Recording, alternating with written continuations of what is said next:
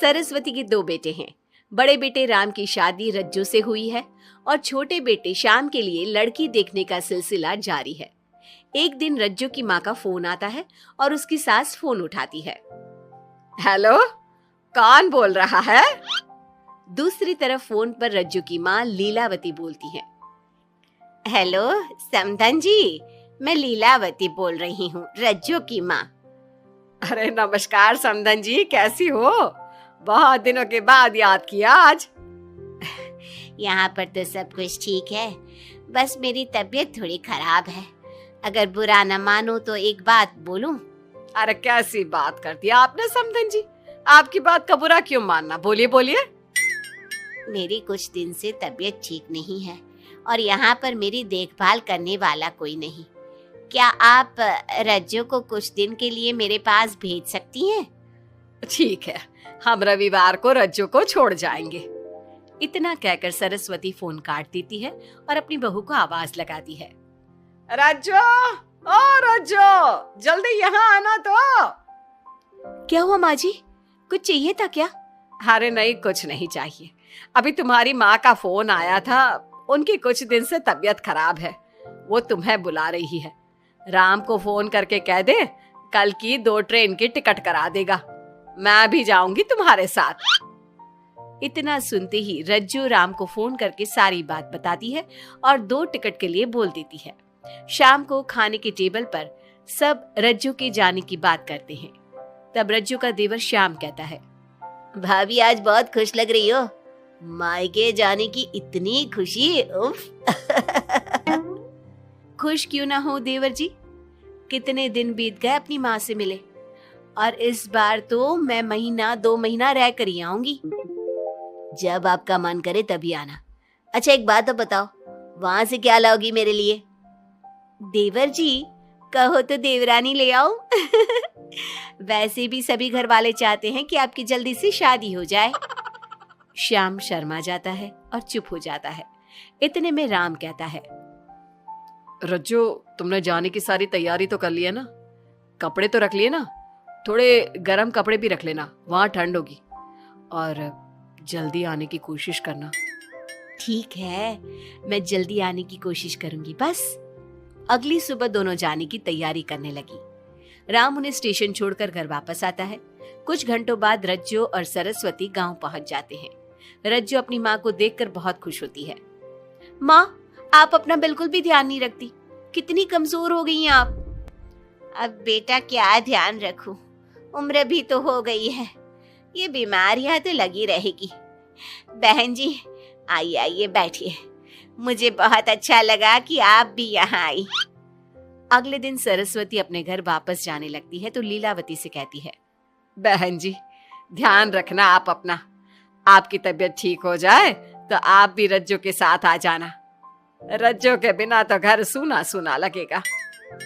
अब सरस्वती अपने घर आ गई और घर की सारी जिम्मेदारी भी उस पर आ गई। एक दिन वो कपड़े धोकर छत पर सुखाने जाती है।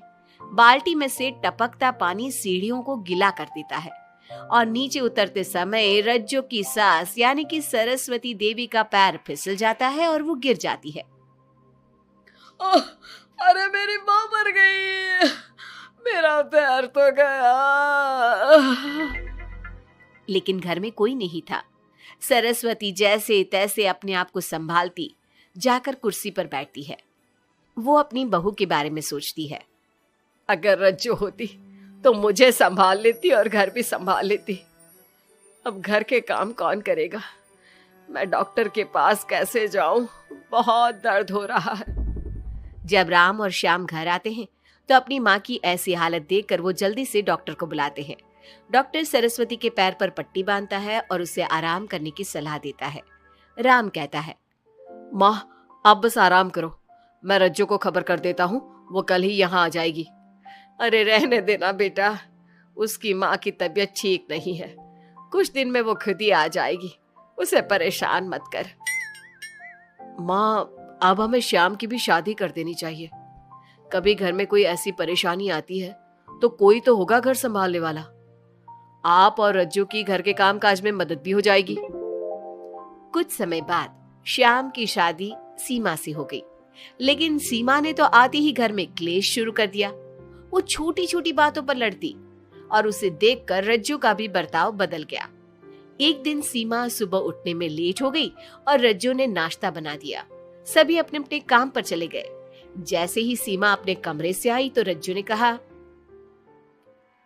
तुम साफ सफाई कर लो, मैं कपड़े धोने जा रही हूँ, जल्दी काम हो जाएगा। रज्जू की बात सुनते ही सीमा आग बबूला हो गई और कहने लगी, आज मैं उठने में लेट क्या हो गई? आप मुझ पर हुक्म चलाने लगी।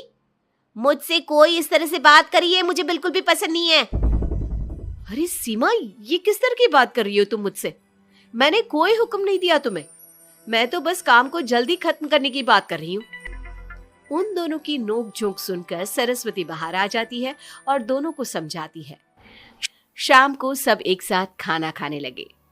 लेकिन खाने के बाद जब सब अपने कमरे में चले जाते हैं और खाने की टेबल पर थाली यूं ही छोड़ देते हैं, सरस्वती को ये देखकर बहुत गुस्सा आता है। वो दोनों बहुओं को बुलाकर कहती है, तुम सब खाना खाकर चले गए, अब ये बर्तन कौन उठाकर रखेगा? मेरे लिए छोड़कर गई हो सारा काम। तुम दोनों को शर्म नहीं आती? अब दोनों बहुएं एक दूसरे के ऊपर बात टालते हुए फिर लड़ने लगी। ये देख सरस्वती परेशान हो गई। उसने दोनों को डांटा और उन्हें अपने कमरे में भेज दिया। सरस्वती ने जूठे बर्तन धोए। कुछ दिन इसी तरह चलता रहा। अब दोनों सास की नजरों में एक दूसरे को गिराने में लग गई। माँ जी, जब भाभी फोन पर बात कर रही थी ना, तो कह रही थी मैं अपने मायके चली जाऊंगी तो देखते हैं कि कौन काम करता है। अरे हम सबकी बुराई कर रही थी वो। बहू, किसी की बात चुपके से सुनना गलत है ना। तुम आज के बाद ऐसा मत करना। अब तुम जाओ, मैं रज्जू को समझा दूंगी। सरस्वती ने रज्जू से बात करके उसे समझा दिया, लेकिन रज्जू को अपनी देवरानी पर बहुत गुस्सा आया। अब वो भी सीमा की चुगली अपनी सास से करने लगी। अगले दिन रज्जू अपनी सास के कमरे में जाती है और कहती है, मैंने सीमा को बात करते सुना था। वो देवर जी से कह रही थी कि अगर हम लोग अलग कहीं रहे तो हम ज्यादा खुश रहेंगे, रोज रोज की लड़ाइयों से भी बचेंगे। सरस्वती को इस बात पर गुस्सा तो बहुत आया, लेकिन उसने कुछ कहा नहीं। जब दोनों बहुओं को लगा कि सरस्वती उनकी बातों में नहीं आने वाली, तो उन्होंने रिश्तेदारों और पड़ोसियों से एक दूसरे की चुगली करना शुरू कर दिया। जब सरस्वती को ये बात पता चली तो उसने इनकी लड़ाई को शांत करने का उपाय निकाला। रज्जो, सीमा, यहाँ आओ दोनों। दोनों अपनी सास के पास आती हैं। कल मैं घर में हवन करवा रही हूँ। तुम पड़ोसियों और रिश्तेदारों को आने के लिए कह दो और हवन की सारी तैयारी कर लो। हवन का दिन आ गया। पंडित जी रामायण का पाठ करने लगे। माता सीता से महान कोई पत्नी नहीं। उन्होंने अपने पति के लिए सारे राजपाट, सुख सुविधाएं त्याग दी। अगर कोई पत्नी अपने पति को परिवार से अलग होने को कहती है तो वो पाप की भागीदार होती है और बेटों को भी मां से अलग नहीं होना चाहिए। सीमा पंडित जी की बात बहुत ध्यान से सुन रही थी और उनकी हाँ में हाँ मिला रही थी। ऐसे ही रामायण का पाठ अंतिम सीमा पर आ गया, जिसमें विभीषण के बारे में बताया गया था। अगर विभीषण अपने भाई का भेद न देता तो रावण का विनाश नामुमकिन था। पूजा खत्म होते ही सीमा बोल पड़ी, तभी तो मैं कहती हूँ परिवार में आपसी प्रेम होना बहुत जरूरी है, लेकिन मेरी सुनता कौन है इस घर में? आपसी प्रेम की बात कौन कर रहा है, जिसने घर में आती ही लड़ाइयां शुरू करवा दी? दोनों में फिर से नोक झोंक शुरू हो गई। सरस्वती दोनों को चुप कराते हुए बोली, अरे चुप हो जाओ तुम दोनों, पड़ोसी क्या कहेंगे, सब सुन रहे हैं तुम्हारी बातें। तभी उनमें से एक पड़ोसन बोलती है, सरस्वती बहन, क्यों चुप करवा रही हो अपनी बहुओं को? हमें तो इनके बारे में सब कुछ पता है। ये दोनों हमारे घर आकर एक दूसरे की चुगली करती है। तुम्हारे घर की हर छोटी से छोटी चीज पता है हमें। आंटी जी, हमने अपना समझ के आपको कुछ बता दिया तो इसका मतलब ये नहीं कि आप सबके सामने हमारी सास से हमारी शिकायत करेंगी। आप तो सबसे बड़ी चुगलखोर हो। सीमा की बात सुनकर सभी पड़ोसन उन्हें बुरा भला कहने लगी। उनकी बातें सुनकर दोनों बहुएं सबके सामने बहुत शर्मिंदा हुई। जब सब उनके घर चले गए तो सरस्वती ने अपनी बहुओं से कहा, अब तुम दोनों को तो बहुत खुशी होगी कि सारे मोहल्ले की औरतें हमारे ही घर में खड़ी होकर हमें ही सुनाकर चली गई। हमें काफी साल हो गए यहाँ रहते हुए, लेकिन आज तक किसी में भी इतनी हिम्मत नहीं थी कि हमसे ऊंची आवाज में भी बोल पाए। लेकिन आज तुम दोनों की वजह से ये सब हमारी बुराई कर रहे हैं। तुम दोनों ने ये सब अच्छा नहीं किया। सीमा, तुम्हारे इस घर में आने से पहले हम सब बहुत प्यार से रहते थे, लेकिन ये सब लड़ाइयाँ तुम्हारे आने के बाद शुरू हुई है। आज के बाद तुमने घर में किसी से भी झगड़ा किया तो मैं तुम्हें तुम्हारे मायके छोड़ाऊंगा, समझी तुम? ये बात सुनकर सीमा रोने लगी और सबसे माफी मांगने लगी। पंडित जी भी ये सब देख रहे थे। उन्होंने सबको शांत करवाया। कृपया आप सभी शांत हो जाइए, गुस्से से तो बात और बिगड़ जाएगी। अगर आप दोनों बहुएं मिलकर रहती, घर की बात घर में रखती, तो कोई आपसे कुछ कहने की हिम्मत नहीं करता। आज आपको इस बात का एहसास तो हो ही गया होगा। औरत ही तो होती है जो मकान को घर बनाती है। अब भी कुछ नहीं बिगड़ा, आप दोनों प्यार से रहो।